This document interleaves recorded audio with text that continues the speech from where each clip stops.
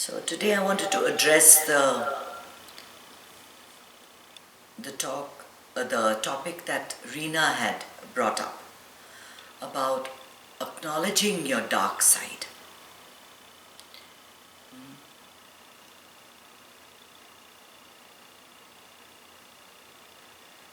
In our Indian culture, or if you look at any popular story, any novel, any story has a good guy and a bad guy, usually. And the whole plot, the whole drama is about the interaction of the good guy with the bad guy. And in our time, the good guy used to win when we were young. Nowadays, the stories seem to be about the bad guy winning. But it's one or the other that wins at the end. We call in our ancient Mahabharata, if you look at, we have, or Ramayana, you have Rama, who is supposed to be the perfect human being, the perfect son, perfect husband, perfect king. In every way he's perfect. And you have the antithesis, you have Ravana, who is the evil demon, who has to be vanquished. And the whole plot is about how Rama defeats Ravana. You look at the Mahabharata, which is another one of our very famous novels. You have the good guys, the 5 good guys, the Pandavas, and you have the 100 bad guys, the Kauravas. And there's a battle between the two. Right? In life, you never get the one without the other. If you only had good, how would you even know what is evil or what is bad? If it was always dark and there was nothing like the sun, would there ever be a concept of light? Perhaps it would exist in our imagination. You never get one without the other. So whenever I tell you, the truth about things, right? I inevitably tell you the exact opposite. I tell you that, that you don't matter. It is your service to the community, to everybody, to everything, that is what is important. But ultimately, your journey is alone. Only you matter, right? So I'm always saying the exact opposite. And that is not really to confuse you or to make you completely crazy. That is the reality.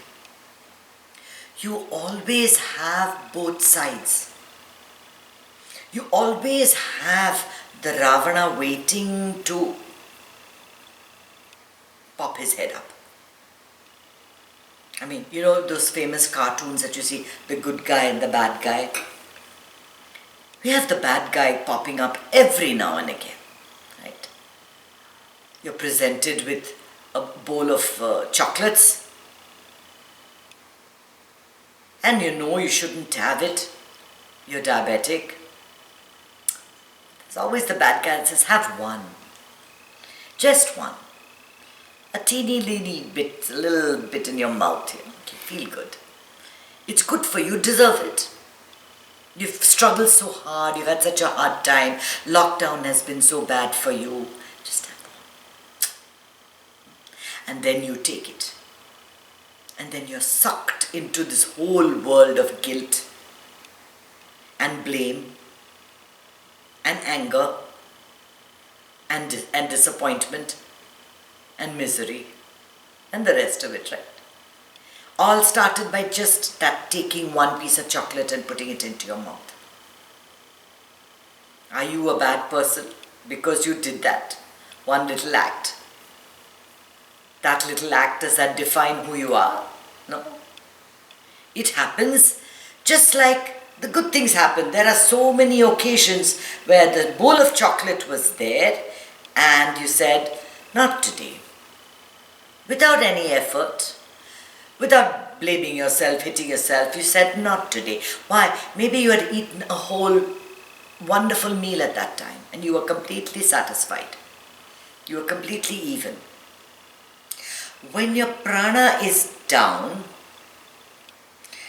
when you're not feeling 100% fit, when you're not feeling completely at ease, completely satisfied with what life offers you, that's when the ego throws up all these rakshasas, these little temptations, these little things to create little drama in your life.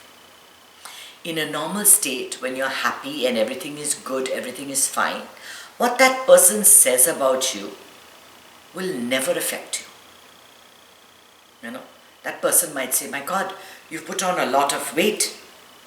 And when you are in a very calm state of mind, that comment will not raise the evil within you or raise the reaction within you. You'll say, yeah, I have. Pandemic is like that, right? You'd say that. But if you've not eaten the whole day, you've had a difficult work day, your boss has been shouting at you, your husband was telling you that the food didn't have salt, everything burnt on the stove, your whatever. Many things happen.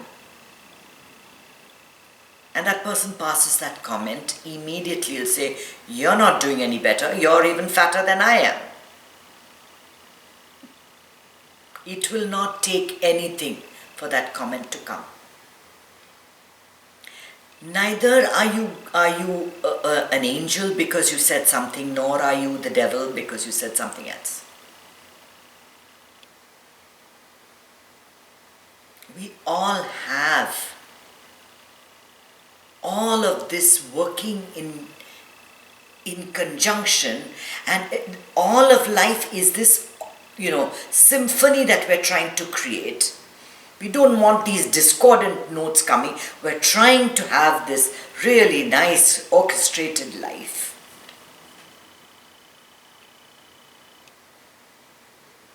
Doesn't always happen. Doesn't always happen. Sometimes the ugly side comes up. Do you know, all of us in our bodies, we have the propensity for cancer. What is cancer? Cancer is cells in our bodies that don't rejuvenate. That is, they die, but they don't go away. They don't get replaced by a good, healthy cell. And so they build up and they form tumors. That is what cancer is. But we can keep all of this away with just good hygiene, good nutrition, good habits of breathing, good habits of meditation. When everything is flowing well, cells will replace. Cells will do what they're designed to do. When things go off balance, those vibrations reach your cell, and that's when they malfunction. They die and don't replace themselves. And that's how cancers form. There is that propensity within you for dark things to happen. And we keep all that away by only giving audience to the brighter side of our life. We don't focus on the dark and the negative.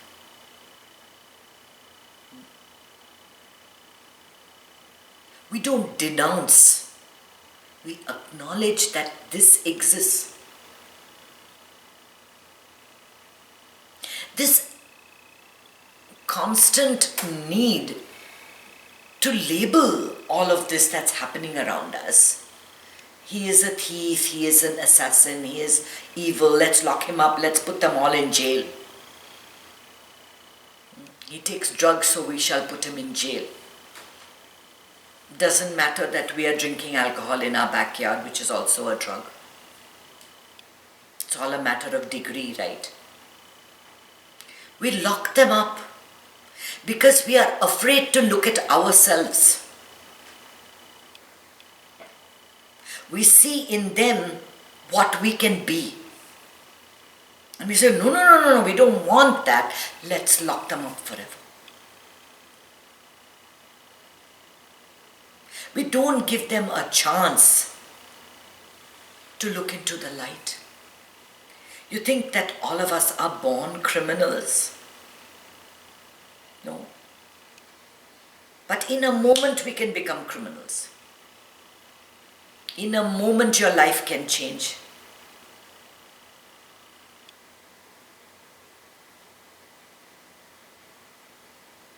People in India are stealing other people's medicines in hospitals. Are they criminals? Should they be locked up? Should they be prosecuted? They are desperate. People that are desperately poor, that have nothing to do, they resort to criminality. They go to that darker side of themselves. But they don't comprise only of darkness. It is possible to show them the light too. Because nobody is 100% light and nobody is 100% dark. We are a mix of everything. We have temptations all the time. We have samskaras from our old life, tendencies that we have to do things, to denounce things, to think of negative things, to always blame yourself, to feel a low sense of self, that I don't matter.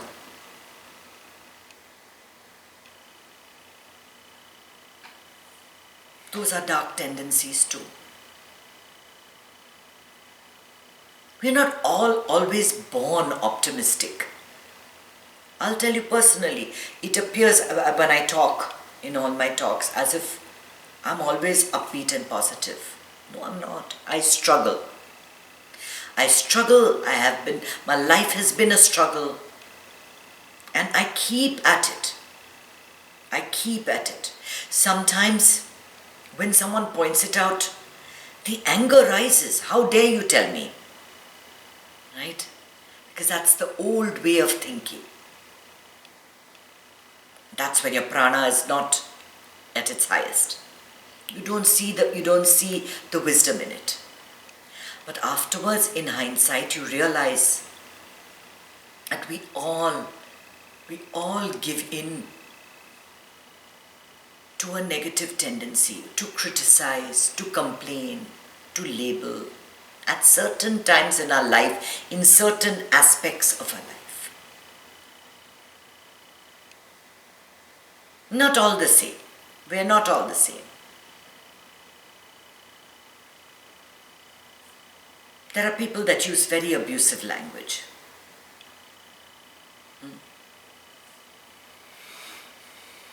It's jarring to hear.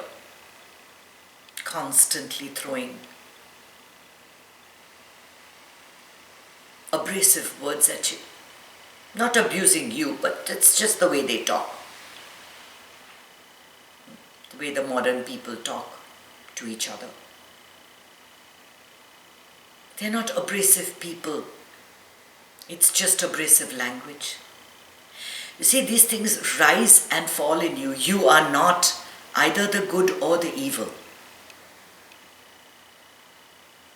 This is just things that are happening in you, to you, in your life, in your world. And we're calling one thing good, we're calling one thing evil.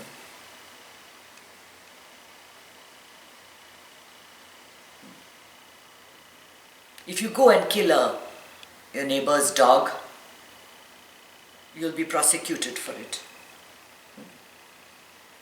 If you kill a chicken and make chicken broth, you won't. It's murder.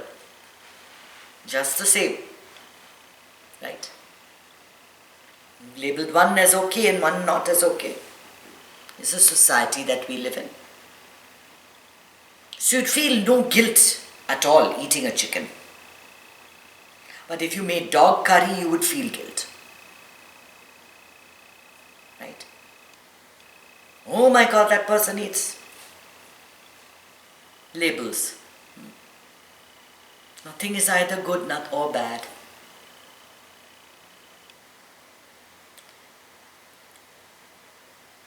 The wise understand this. There is neither that extreme high or the extreme low. There's something somewhere in the middle. Just you feel stillness, you feel stable, you feel okay. You are neither too wealthy or impoverished. You are neither extremely good, like an angel or a devil. See, that is the ideal state to be in. To feel that at this moment, everything is okay. Not fabulous, not terrible, okay. And it might seem as if that kind of a feeling won't give you the impetus or the push or the motivation to make things happen in your life.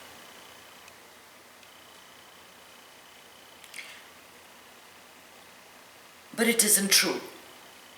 It is only when you retreat into that peace that you can move forward. You can move forward. We have to stop labeling, stop judging. Stop saying this person is evil, this person is good, this person's politician is corrupt, this politician. Yes, punish whatever deeds that are not acceptable in society. That's how society works. That's how it works in society. But everything takes place. There is this and that happening in that under that umbrella. The sun's rays will not say that I'm only going to shine on red flowers. I only like red. It shines equally on red, white and grey flowers. And all of that exists. So how do you overcome this negative urge or this negative side to your life? The more you actually resist and try to push it away, lock it up in a prison, the angrier it gets and the more it'll show its face. It's not going to go away by trying to push it down. Just like you can't cure criminals by putting them in a prison.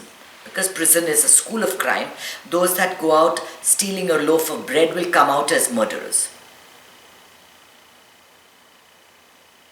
You see it in every aspect of your life. The only way to get rid of the negative aspects of your life is to acknowledge that they even exist. You have to first say that this is who I am. This is there, right? And let it be. When you let things be, they just go. You shine the light of awareness on it and that's it you can do. That's the best you can do.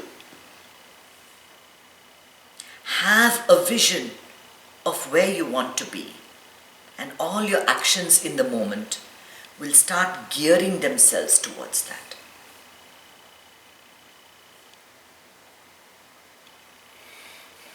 That's why it's impossible to give up a bad habit by saying, I'll not do it forever.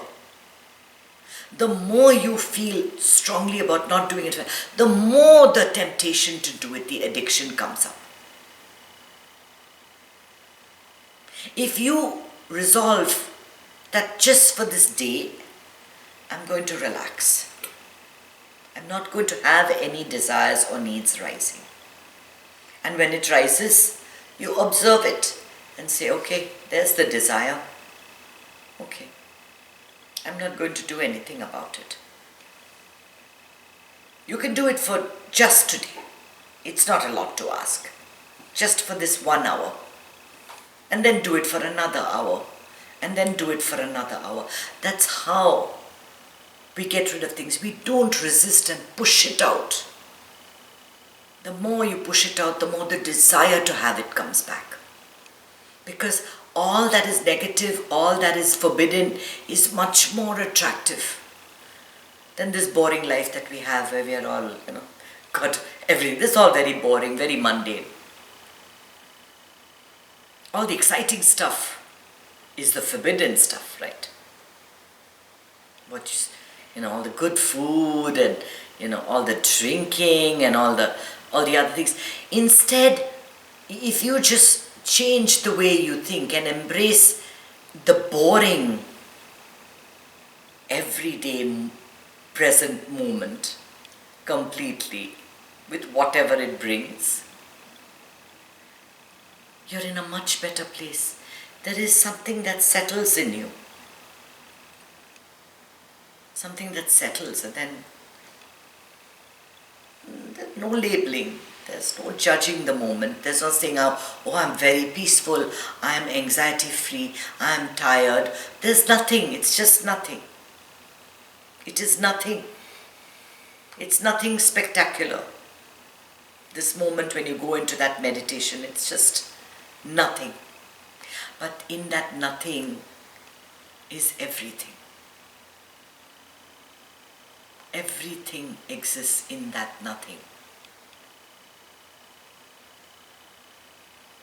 Om Namah Shivaya.